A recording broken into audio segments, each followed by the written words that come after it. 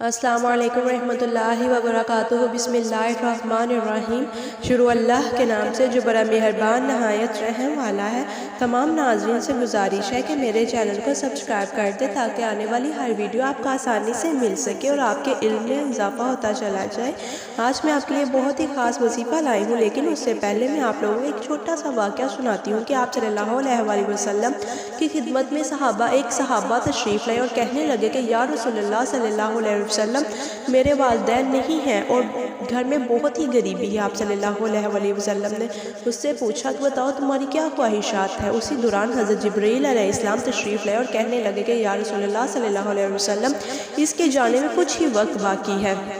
آپ صلی اللہ علیہ وسلم بہت غمگین ہوئے اور اس سے کہا کہ بتاؤ تمہاری کیا خواہشات ہیں۔ اس نے کہا کہ میری یہ خواہش ہے کہ بہت دیر سے میں نے کچھ میٹھا نہیں کھایا، اور دوسری خواہش یہ ہے کہ میں چاہتا ہوں کہ میری شادی ہو، لیکن وہ خاتون بہت ہی نیک ہو۔ آپ صلی اللہ علیہ وسلم نے اس سے پوچھا کہ کیا تمہاری نظر میں کوئی خاتون ہے؟ اس نے کہا ہاں، میرے چچا کی بیٹی۔ آپ صلی اللہ علیہ وسلم نے اس کے چچا کو بلایا اور اس کی بیٹی کا ہاتھ اس کے ہاتھ میں دے دیا اور ان دونوں کا نکاح کروا دیا۔ اور وہ آپ صلی اللہ علیہ وسلم نے صحابہ کرام سے کہا کہ جاؤ اس کے گھر کے باہر جا کر کھڑے ہو جاؤ اور جب رونے کی آوازیں آئیں تو مجھے بتا دینا۔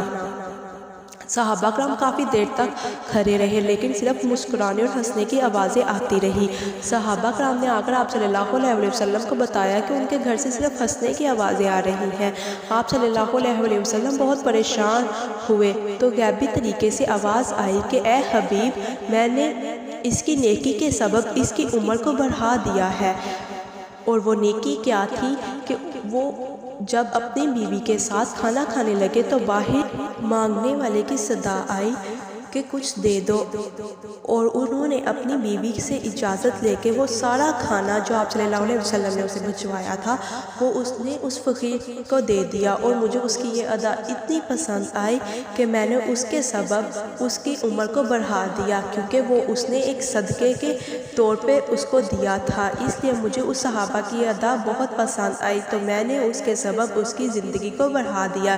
اس لیے زیادہ سے زیادہ صدقہ و خیرات کیا کرے، جس سے آپ کی زندگی سے بہت بڑی بلائیں ٹل جاتی ہیں، بہت پریشانیاں، دکھ درد تکلیف ختم ہو جاتی ہیں۔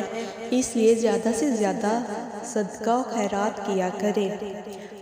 میں وظیفہ بتاتی ہوں، آپ لوگوں نے رات کو سونے سے پہلے اور صبح اٹھتے ساتھ یہ وظیفہ کرنا ہے۔ رات کو سونے سے پہلے آپ نے 1 مرتبہ درود پاک پڑھنا ہے اور 15 مرتبہ اپنی انگلیوں پر فَبِأَيِّ آلَاءِ رَبِّكُمَا تُكَذِّبَانِ 15 مرتبہ آپ لوگوں نے یہ رات کو پڑھنا ہے، اور پھر آخر میں 1 مرتبہ درود پاک پڑھنا ہے، اور صبح اٹھتے ساتھ پھر آپ لوگوں نے یہ وظیفہ کرنا ہے۔ ایسے ہی 1 مرتبہ درود پاک پڑھ کے اور 15 مرتبہ آپ نے اپنی انگلیوں پہ فَبِأَيِّ آلَاءِ رَبِّكُمَا تُكَذِّبَانِ پڑھنا ہے اور پھر آخر پہ درود پاک پڑھنا ہے۔ انشاءاللہ عز و جل صبح و شام کی آپ کی تمام دعائیں انشاءاللہ عز و جل اس وظیفے سے ضرور پوری ہوں گی۔ جزاک اللہ خیر۔